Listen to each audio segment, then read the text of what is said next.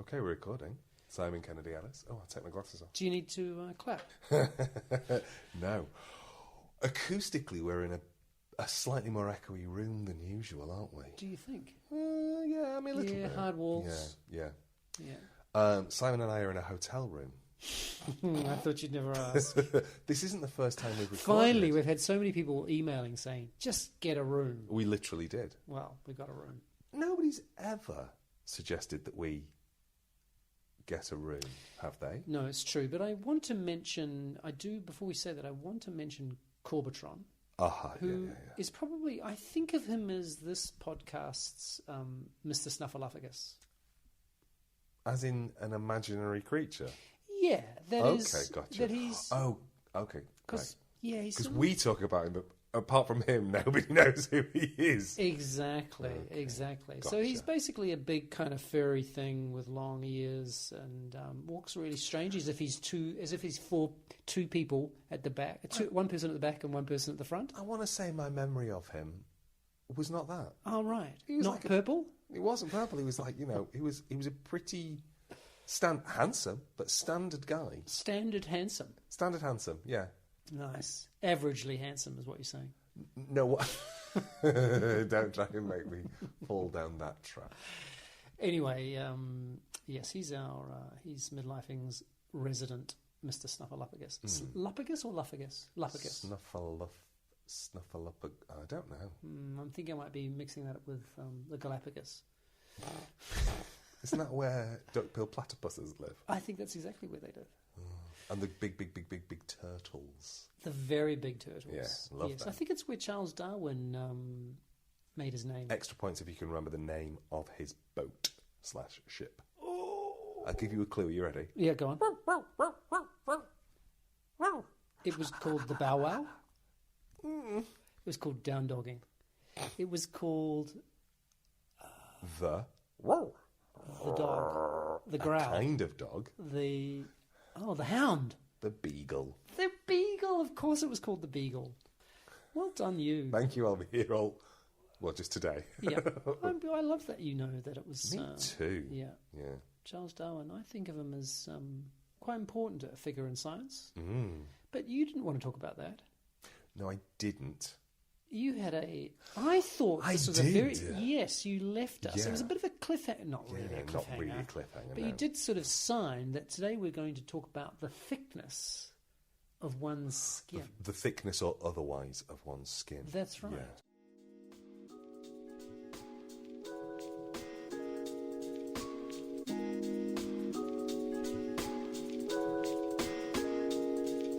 This is a podcast in which two friends talk about the pleasures, absurdities, and imperfections of being human. I'm Simon Ellis. And I'm Lee Miller. Welcome to Midlifing.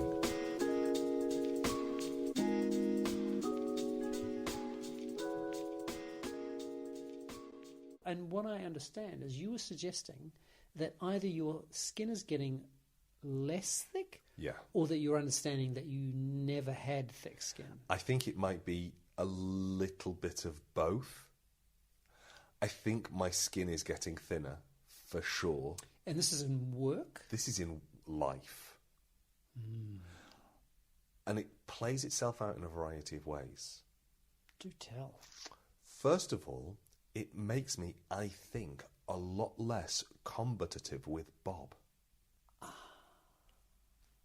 Because I get to the point where much quicker, where I realise I'm saying what I'm saying from a place of hurt. So you get there much quicker. Much quicker. Like, it used to take like a couple of hours for me to realise why I was being a dick. Right. Yesterday, it took me maybe 3 minutes. Good Yeah, outcome. Yeah. Because Bob had spent all day in meetings, and I had spent all day in meetings. And I mean, talk about romance. I know, so romantic. Yeah. In two separate rooms. I love you. And we'd finished the day, and she'd gone out to pick up some provisions, and I had started to cook with what we had and was waiting for the other things to come in. And then I was... Listeners probably don't know this about Bob and Lee, is that I remember you as being someone who go, what am I going to cook? And you'll start something and go, oh, we don't have this. And then Bob would run down and get that thing. That has not changed. Yeah. That has not changed. Yeah. I'll get halfway through something and go, oh! We don't have any canned tomatoes. Exactly. Although there's a surfeit of canned tomatoes in the cupboard, you would please know. For example. Yeah. That is often a thing, but Bob has gotten so don't have a canned pineapple. No canned pineapple. So she'd gone out, she was getting provisions. I had taken the washing out of, this is such a boring story, but I'd taken the washing out of the washing machine and put it on the dryer and at the same time as cooking. And I asked Bob if she could grab some stuff that had been left over from lunch in the front room upstairs, like plates. I said, oh, can you bring it down?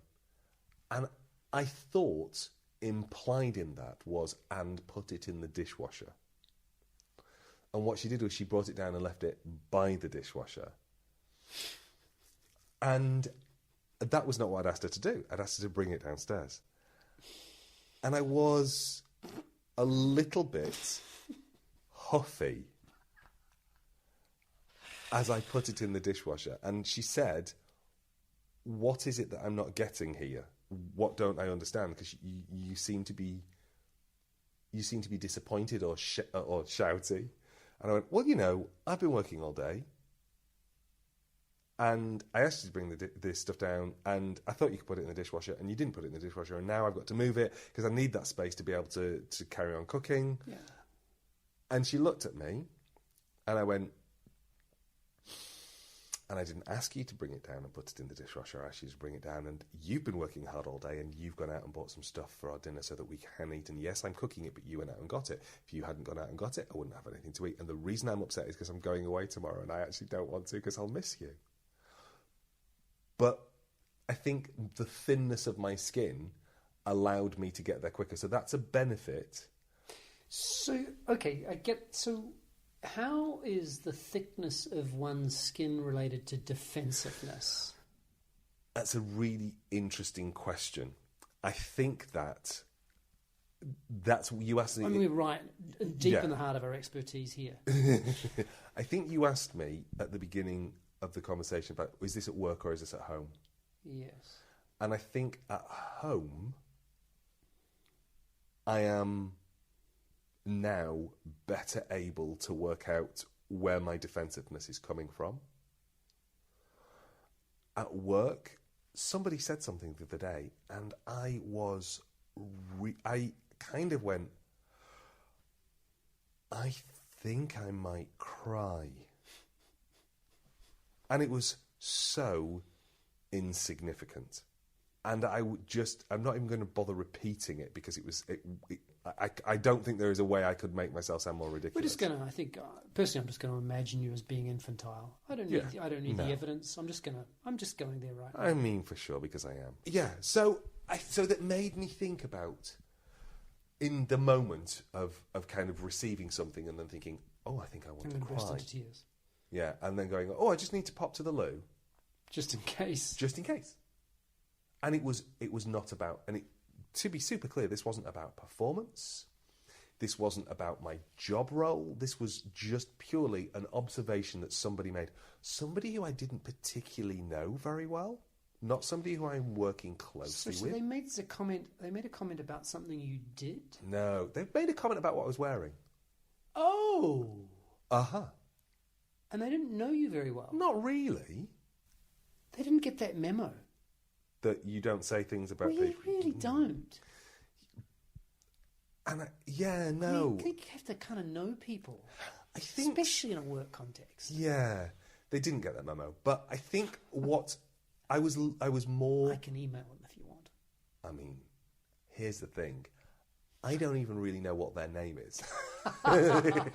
Wow. Well, so did they weren't commenting on your shoes, because I want to say those shoes are fantastic. Thank you. Yeah, I'm loving those shoes. They are super comfy. And I love that I can see them as well. Yes. They're very brightly coloured people. It's not great radio, I know, but they're I'm going to tell yellow. I'm going to tell you the brand. Different kinds of. There's a teal colour. And a bit of orange. They're called Flower Mountain.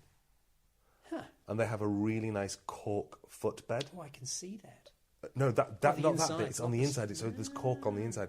Very, very comfortable. Portuguese. No, Japanese. And one of the other eases. Yes. Yeah.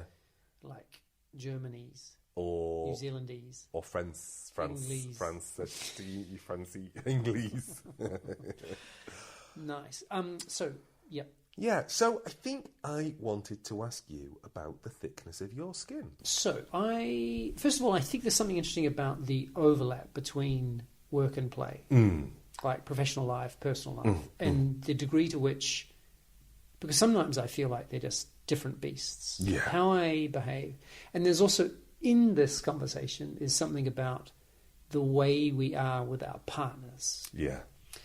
And, you know, Lil would say to me, she said to me quite recently, you would never say that to people you were collaborating with. Oh, that's so interesting. And I went, yeah. And there's something about the stakes of one's, I mean, sorry about the language, life partner. You know, the person person you're with. Yeah. Full time, as it were. Where the stakes are higher, which means that it's something kind of paradoxical about, which means that the kind of expectations you might have of that person higher. So there's something about those exchanges where for me, they're hotter because of the stakes compared with a situation like with collaborators or people at work or whatever. So that's just a little aside. In terms of skin thickness, that's why I asked the question about defensiveness, because I don't know how to pass or delineate or separate those two things.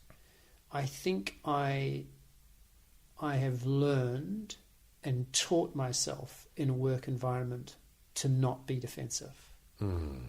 That I'll be hearing something, I'll go, well, I could take that as that, or I can just go, that's interesting. Yeah, yeah. And so I've got much, much better at going, that's interesting. Tell me more about that. I think, though, that I can do that and not be... so that's effectively not being defensive or not rising. Although there's definitely been a couple of moments in recent times where I've just... and I've had there. Yeah, exactly. And I've basically vented to my boss or my line manager, and we've ended up laughing because I was going, I had no idea this even meant anything to me. Yeah. And clearly it means something to me in terms of the kind of the heat and my reaction to something, not quite something about what I was wearing, but that kind of, really not really important at all. Yeah. But skin thickness, if I were to classify, I don't know what the classification system is for thickness of one's skin, let's just say millimeters. Yeah, probably. And that 10 millimeters is extremely thick skin. Yeah.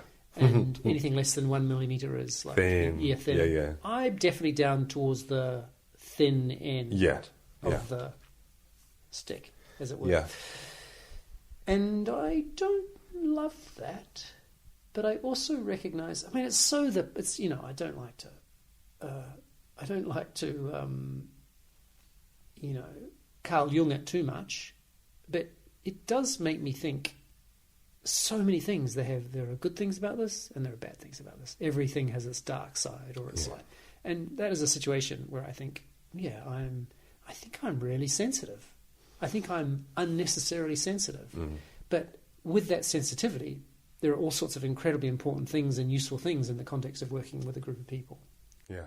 And so the question then becomes, how much extra skin thickness would I trade, or would I trade that sensitivity in order to get slightly thicker skin? And like, where's the kind of nice point or the balance between the yin and the yang, you might say, of those of that line? Does that make sense? It makes so much sense, and thank you, because that idea of what would I trade, because I think I just got dropped into this bucket of like shame that I needed to go into the toilet because I thought I was going to cry, and it was so ridiculously insignificant. I mean, I don't even think what was said was meant as a slight. Oh, well, I mean, unless the person was a complete wanker. No. Seems couple of professional engagements, bumped into them. Really pleasant, really very nice. And I think it was one of those, like, it was me, not him kind of things. Yeah, just how you were feeling or what I don't even know if it was how I was feeling. I think what happened was I've got a colleague who you met. I met a few of them. Doesn't listen to this podcast, so I can name her. Oh, great. Katie. Ah, hi, Katie. Oh, don't say hi. No point. She's not listening. Yeah. Katie and I were talking yesterday about being in the world. And there are, from her perspective, there are radiators and there are drains. And she says to her, she's got 2 sons, she says to her boys, what do you want to be? A radiator or a drain? You want to give energy, you want to suck it out. Exactly. And I think what I became aware of was the reason that just sort of landed on me in a way that made me go, oh, I feel quite unmoored now, was that I don't even do jocular, snide remarks at people about their appearance. I won't take a swing, and now I am going to sound like a deliberate dick because Simon's in the room with me and I'm teasing him because he looks fabulous today, and I actually haven't told him that, but I will. Let's say that they usually wear technical fabrics. And they had a really nice woolly jumper on. Simon's wearing a really nice woolly jumper. Is that Finisterre? See. It's really lovely. I love the flecking in it. It's really... I can't get away with that neck. He's got like a kind of fisherman neck. Yeah, it's not quite as tight as a polo neck, is it? No, it's a little. It's like, like, it's more. It's fisherman. Yeah, it's like a fisherman. It's and it's also. I'm actually going out fishing after we finish this recording. The other thing, it's a little chilly, but yeah. I just like the detail of it's a that's called a raglan sleeve. Thank you. Did you know that? Of course you didn't know that. Didn't. So I can tell you who in Wimbledon though. What's Wimbledon? Doesn't matter which one. Is that a bus stop? Exactly. So they. It's the Green Line. It's the Green Line. Great. So they were wearing something that was out of their wheelhouse, and it looked really nice. And I said, "That looks really good on you." And they looked at me and went, "Are you taking the piss?" I was like, "No. You look lovely. That's really nice." And from here on in, and that was quite early on in working with this particular person. So I was, very much like, oh, that the expectation was that I was teasing, and it's now become I feel really nice telling people when they look lovely. I really like it. Don't get me wrong at all. I think this is sort of,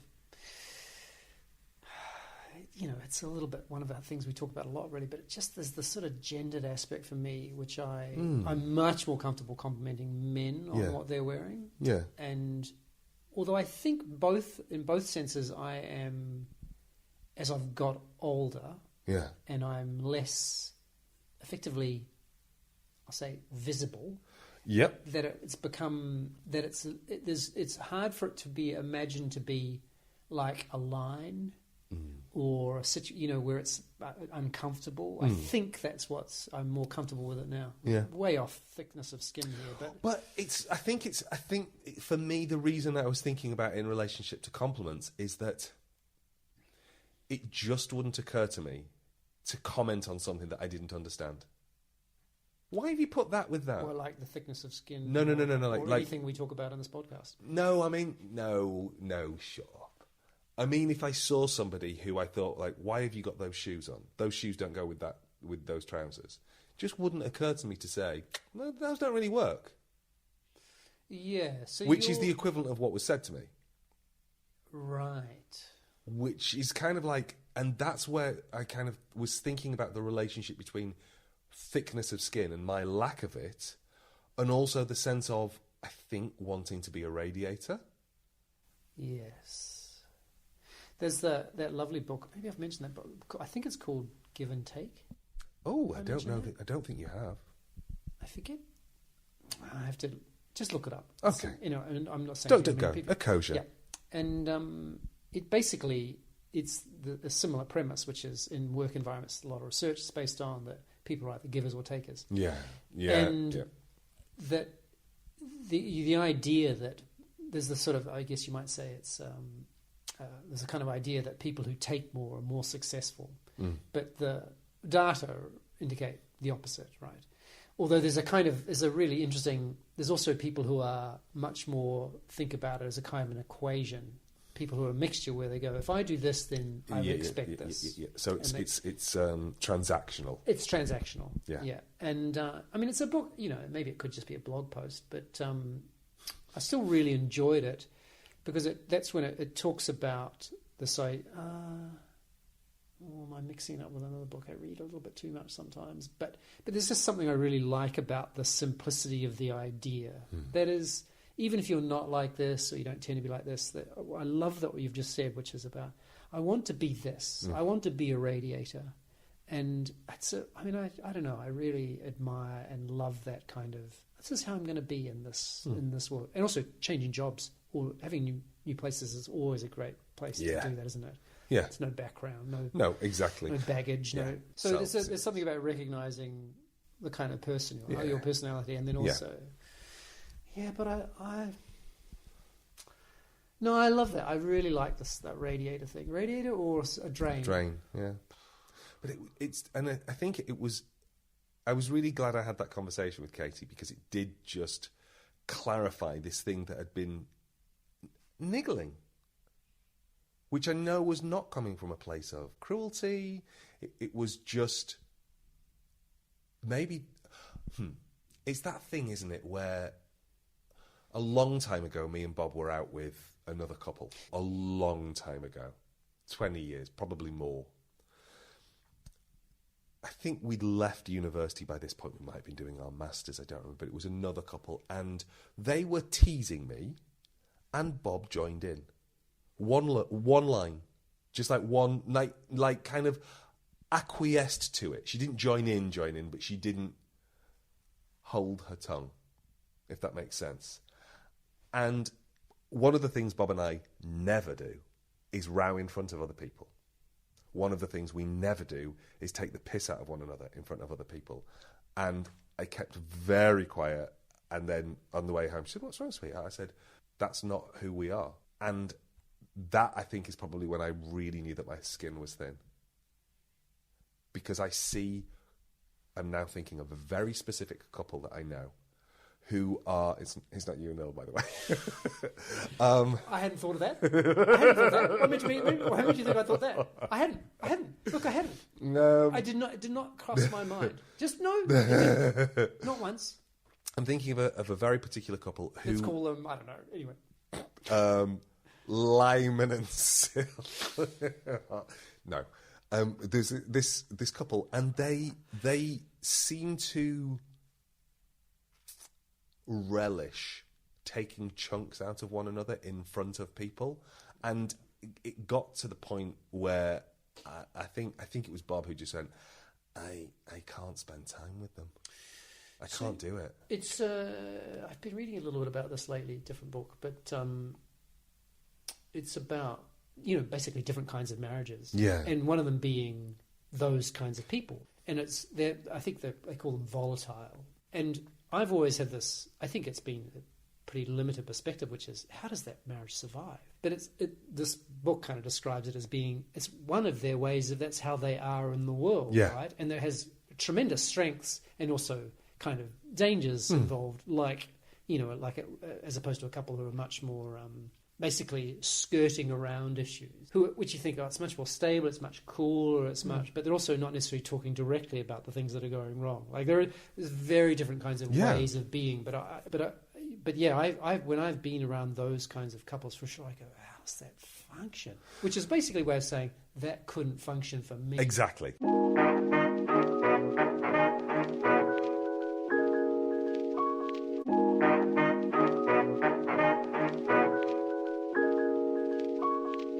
Should we stop there? Yeah. Okay. Nice to see you. Nice to see you too. Tonight's the night you're going to play your cards, right? Bye. Bye.